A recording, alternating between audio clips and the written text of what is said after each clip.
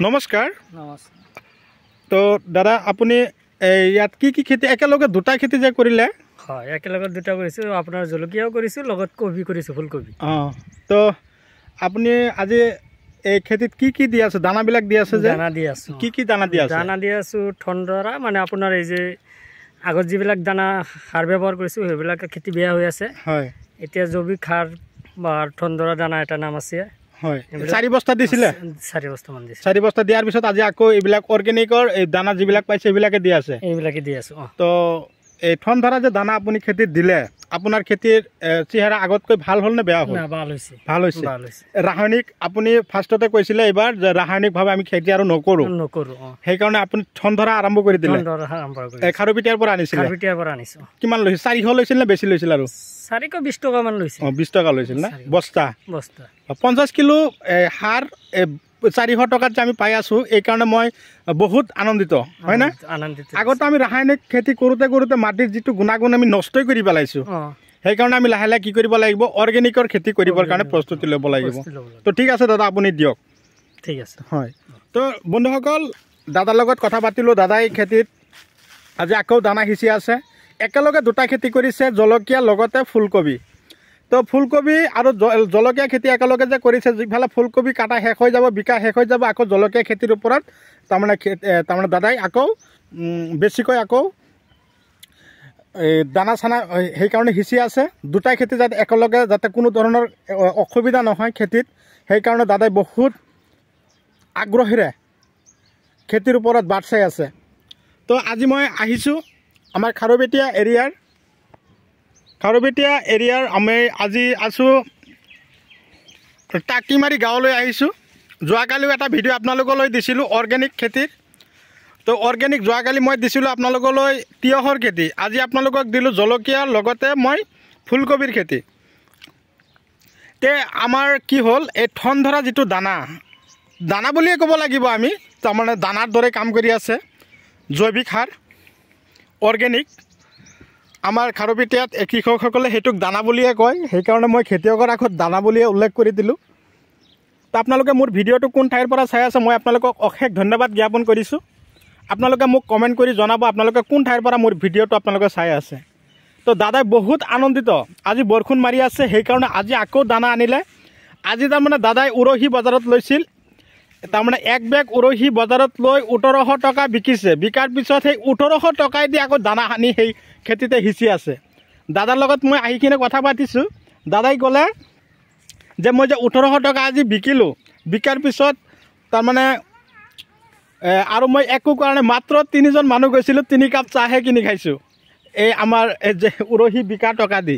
তাৰ বাদে যিমান টকা আছিল চব আমি কি কৰিলোঁ, এই দানা এইবিলাক দানা চানা চব কিনি আনি খেতিত সিঁচি আছে। চাওক জলকীয়া, এইটো হ'ল এই আমাৰ লোকেলৰ মাজতে পৰিছে বুলেট। এই বুলেট জলকীয়া চাওক, ঠন্দৰা ইউজ কৰাৰ পিছত দাদাৰ খেতিত চাওক ফলনৰ ধৰণ। আৰু এটা গছ আপোনালোকক দেখুৱাই আছোঁ, চাওকচোন ইমান ধুনীয়াকৈ লাগিছে জলকীয়া। তো কথা হ'ল আমাৰ খাৰুপেটীয়া এৰিয়াত আপোনালোকে যদি এই ঠন্দৰা দানাৰ কিবা আপোনালোকেও খেতিত দিব বুলি ভাবিছে, তেনেহ'লে আমাৰ খাৰুপেটীয়াত এই ঠন্দৰা দানাৰ বা ঠন্দৰা জৈৱিক সাৰৰ ডিষ্ট্ৰিবিউটাৰ আছে ৰহিমউদ্দিন দাদা। তো ৰহিমউদ্দিন দাদাক আপোনালোকে লগ কৰিব। ৰহিমউদ্দিন দাদাই আপোনালোকে যদি চাই আছে মই আপোনালোকক বাৰু নাম্বাৰ দি দিম। যদি আপোনালোকে খাৰুপেটীয়াৰ এলেকাৰ বা খাৰুপেটীয়া এৰিয়াৰ কৃষক, তেনেহ'লে মই আপোনালোকক নাম্বাৰটো দাদাক দি দিম। আপোনালোকে সেই নাম্বাৰত যোগাযোগ কৰিব। 1 বস্তা আপোনালোকে জৈৱিক সাৰ এই ঠন্দৰা বাহুবলী ঠন্দৰা যিটো আছে সেইটো আপোনালোকে মাত্ৰ 400 টকাতে পাব।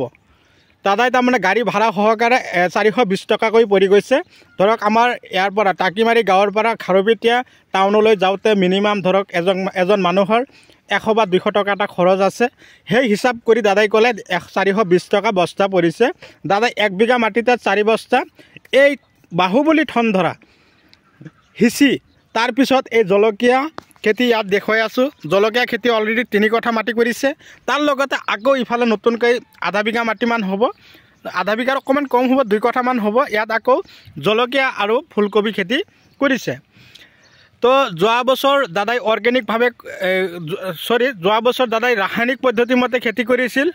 এইবছৰ দাদাই অৰ্গেনিক পদ্ধতিমতে খেতি কৰি আছে। দাদাই কৈ আছে মোক সেইদিনাও লগ কৰিলে যে যোৱা বছৰ মই ৰাসায়নিক পদ্ধতিত যে খেতি কৰিছিলোঁ, ৰাসায়নিক খেতি কৰি মই মাটিবিলাকে নষ্ট কৰি আছোঁ। অৰ্গেনিক যিবিলাক সাৰ এই বাহুবলী ঠনধৰা এইটো সিঁচাৰ পিছত আমি গছৰ যিটো চেহেৰা বা গ্ৰ'থ যি ধৰণে পাইছোঁ, কিন্তু বহুত উন্নতহে পাইছে বুলি ক'লে। তো আমি এতিয়া কি কৰিব লাগিব, লাহে লাহে দাদাৰ কথা মতে ময়ো বহুত আনন্দিত হ'লোঁ। আমাৰ খাৰুপেটীয়াৰ ধৰক 99% মানুহে খেতিৰ লগত জড়িত। আমি যাতে এনেকুৱা ধৰণৰ খেতিৰ লগত জড়িত হৈ আমি যাতে ভাল এটা টকা উপাৰ্জন কৰিব পাৰোঁ, তাৰ লগতে মই আপোনালোকক কৈছোঁ, আপোনালোকেও অযথা সময় নষ্ট নকৰিব, আপোনালোকেও খেতিৰ লগত জড়িত হৈ থাকক। আমিও যাতে হাতে হাত মিলাই আমি কি কৰিব পাৰোঁ, আমাৰ যিখিনি মাটি যিমানখিনি নষ্ট হৈ গৈছে, সেই নষ্ট হোৱা মাটিখিনি যাতে আকৌ পুনৰাই আমি এই সোণৰ মাটি আমি সোণৰ দৰে আকৌ ঘূৰাই আমি হাতত পাওঁ, তাৰে কামনা কৰিছোঁ। চাওক ইয়াত যে জলকীয়া খেতি কৰিছে, মই মাত্ৰ 2টা গছ আপোনালোকক যে দেখুৱাই দিছোঁ। চাওক জলকীয়া গছৰ ডালপাত যিকেইটা আছে প্ৰতিটো ডালতে চাওক একদম জলকীয়াৰে একদম পূৰা ভৰপূৰ হৈ আছে। চাওক ইফালে এইটো হ'ল দাদা, এইটো বুলেট জলকীয়া হয়নে? বুলেট জলকীয়া, ৰয়েল বুলেট। এইটো জলকীয়া লাভালাভ আছে না নাই? আছে, বহুত ধৰে না? তো আপুনি ইয়াত যে 3 কঠা মাটি জলকীয়া কৰিছে, আপোনাৰ ইচ্ছামতে আপুনি কওকচোন কিমান টকা এটা বিকিব পাৰিব বুলি? নাই, সেইটো আপোনাৰ বজাৰৰ কথা, যদি বজাৰ মিনিমাম 50 টকা পাওঁ তথাপি 2 লাখ টকা মান বিক্ৰী কৰিব পাৰি। 2 লাখ টকা 3 কঠা মাটিতে? 3 কঠা মাটিতে ইমান ধৰিব? আৰু এই ফাৰ্ষ্ট আহি আছে। আচ্ছা, এটা দুটাকে এইটোৱে চাব পাৰোঁ। মাত্ৰ দাদাই কৈ আছে ইয়াত বোলে এটা দুটাকৈ লাগি আছে। দাদাই কৈ যে ইয়াত এটা দুটাকৈ লাগি আছে, তাৰমানে দাদাই তাৰমানে যিটো পদ্ধতিমতে খেতি কৰিছে, আগে পিছে খেতি কৰিছে, দাদাই বহুত আনন্দিত। ৰাসায়নিকৰ পৰা যে অৰ্গেনিকৰ লৈ দাদাই গতি কৰিছে। তো আপুনি এই কেৱল জলকীয়া এইখিনি কৰিছে আৰু ইফালে জলকীয়া আৰু ফুলকবি একেলগে কৰিছে হয় না? এতিয়া কথা হ'ল এই আপুনি যে এই অৰ্গেনিক হিচাপে যে খেতি কৰিলে, যোৱা বছৰতকৈ এইবছৰ আপুনি উন্নত চাই আছে না? না, বহুত উন্নত আছে, বহুত উন্নত না? এইবিলাক চাওক, অৰ্গেনিক আমি যদি খেতি কৰোঁ মাটিবিলাক আৰু ভাল হৈ আহিব, উৰ্বৰ হ'ব, পলসুৱা হিচাপে আমাৰ সাৰুৱা হিচাপে থাকিব হয় না? আমি যিটো খেতিয়ে কৰিম সেইটো খেতি ভাল হ'ব। সেইবাবে আমি কি কৰিব লাগিব, অৰ্গেনিক খেতি যাতে কৰি আমি আগুৱাই যাব পাৰোঁ তাৰে কামনা কৰোঁ হয় নাই? আৰু ঔষধ চৌষধ কিবা দিয়ে না নাই? পোকৰ ঔষধ কি খটাই আছে আপুনি? পোকৰ ঔষধ আপুনি ৰাসায়নিকে খটাব লাগিব, উপায় নাই, এইটো পোকটো আমি আঁতৰাব লাগিব হয় না? তো পোকৰ ঔষধ কি দি আছে আপোনাৰ কওকচোন অলপ। পোকৰ ঔষধ আপোনাৰ দি আছোঁ, মানে ফাৰ্ষ্টত চিমুডিছ ব্যৱহাৰ কৰিছোঁ, পিছত আপোনাৰ এই বায়'এম পাৱাৰ বুলি কয়, বায়'এম পাৱাৰ ডেলিগেট হয় হয়, এইবিলাক উন্নত ধৰণৰ ঔষধ। এই যিটো এই ডাহাত আছে এইটো ধৰ্মাছ কোম্পানী, চেমোডিছ চিনজিণ্ডা কোম্পানী, তাৰপিছত গ্ৰেচিয়া এইটো গডৰেজ এগ্ৰ'ভেট কোম্পানী, এইবিলাক কোম্পানীৰ যিবিলাক ঔষধ আহি আছে এইবিলাক ঔষধ কিন্তু বহুত উন্নত ঔষধ। আমি যিবিলাক এইবিলাক ঔষধ আমি খেতিত দি আছোঁ, চাওক পাতৰ দাদাই যে ক'লে চেমোডিছ, তাৰপিছত এই গ্ৰেচিয়া, এইবিলাক দিয়াৰ পিছত চাওক জলকীয়া গছৰ পাতবিলাকৰ ধৰণটো চাওকচোন। আৰু এটা জলকীয়া সৰিব দিয়া নাই, প্ৰতিটো ফুলতে জলকীয়া লাগি আছে।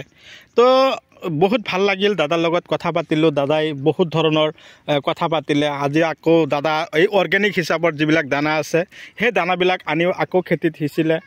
তাৰ লগতে ফাৰ্ষ্ট টাইম দাদাই খেতিত লগোৱাৰ আগতে আপুনি বাহুবলী ঠনধৰা দিছিলে, লগোৱাৰ আগতে দিছিলে না? দুবাৰকে মাৰিলে, ফাৰ্ষ্টত আপোনালোকে 2 বস্তা ফাৰ্ষ্টত দিছে, 2 বস্তা পিছত 2 বস্তা দিছে। তো ভাল লাগিল, দাদাই ফাৰ্ষ্ট টাইম 2 বস্তা দিলে, তাৰপিছত আকৌ 2 বস্তা সিঁচিলে। তো 3 কঠা মাটিতে 4 বস্তা দানা খটাই দিলে, বা জৈৱিক সাৰ খটাই দিলে। তো ভাল লাগিল, দাদাই খেতি যোৱা বছৰতকৈ এইবাৰ উন্নত পাইছে বুলি ক'লে। তো কথা হ'ল কি, আমি খেতি যে ভাল কৰিম, এটা কথাই আমি লক্ষ্য কৰিব লাগিব, আমাৰ খেতিত যাতে উন্নত বেছি হয়। যিটো খেতি অৰ্গেনিক কৰোঁ, ৰাসায়নিক কৰোঁ, যিটো কৰিলে আমি উন্নত হ'ম বা যিটো খেতিত আমাক বেছি ফলন দিব সেই পদ্ধতিমতে কৰিম। যদি আমি ৰাসায়নিক কৰি ভাল পাওঁ তেনেহ'লে ৰাসায়নিক পদ্ধতিত আমাৰ উন্নত বেছি হ'ব লাগিব। আৰু যদি আমি জৈৱিক কৰিছোঁ, এইবাৰ দাদাই যে জৈৱিক খেতি কৰিছে, যদি এইবাৰ জৈৱিক অৰ্গেনিক খেতি কৰি দাদাই যদি প্ৰডাকশ্যন বেছি পায় তেনেহ'লে দাদাই আৰু 2-4জন মানুহক ক'ব, দাদা নিজেও কৰিব আমি কি কৰিব লাগিব এই ৰাসায়নিক বা অৰ্গেনিক দুটা পদ্ধতি মতে আমি খেতি কৰি আছোঁ কিন্তু কথা হ'ল যদি দাদাই অৰ্গেনিক খেতি কৰি যদি প্ৰডাকশ্যন বহুত পাইছে দাদাই ক'লে 3 কঠা মাটিত মিনিমাম 2 লাখ টকা জলকীয়া বিকিব এতিয়া কথা হ'ল কি 2 লাখ টকা যে জলকীয়া বিকিব তেনেহ'লে গছত কেনেকুৱাকৈ জলকীয়া লাগে আপোনালোকক মইতো দেখুৱাই দিলোঁ প্ৰতিটো গছতে কমেও এতিয়াই ফাৰ্ষ্ট টাইমতেই ধৰক মোটামুটি প্ৰায় আধা কিলোকৈ জলকীয়া আছে যেতিয়া গছটো বয়স হৈ যাব যেতিয়া ফুলি লাগিব তেতিয়া চাবচোন আপোনালোকৰ গছত ইমান জলকীয়া 2 লাখ টকা যে কৈছে দাদাই মই আপোনাক পিছলৈ ছেকেণ্ড টাইম ভিডিঅ' এটা আপোনালোকলৈ পোষ্ট কৰিম আপোনালোকে চাব পাৰিব তো আজিলৈ এৰিছোঁ যদি আপোনালোকে মোৰ চেনেলৰ নতুন ভিউৱাৰ্ছ হিচাপে আছে তেনেহ'লে মোৰ চেনেলটো ছাবস্ক্ৰাইব কৰি দিব আৰু কাষত থকা বেল ঘণ্টিটো লাহেকৈ বজাই দিব যিমান পাৰে আপোনালোকে মোৰ ভিডিঅ'টো শ্বেয়াৰ কৰিব তো খাৰুপেটীয়া এৰিয়াত আহি আপোনালোকক যিকেইটা মই ভিডিঅ' দিছোঁ আজিৰ ভিডিঅ'ৰ পিছত আপোনালোকৰ কোনটো খেতিৰ ভিডিঅ' লাগে কমেণ্ট কৰি জনাব তাৰে কামনা লৈ আজিৰ ভিডিঅ' অন্ত মাৰিছোঁ পৰৱৰ্তী ভিডিঅ'ত লগ পাম বাই বাই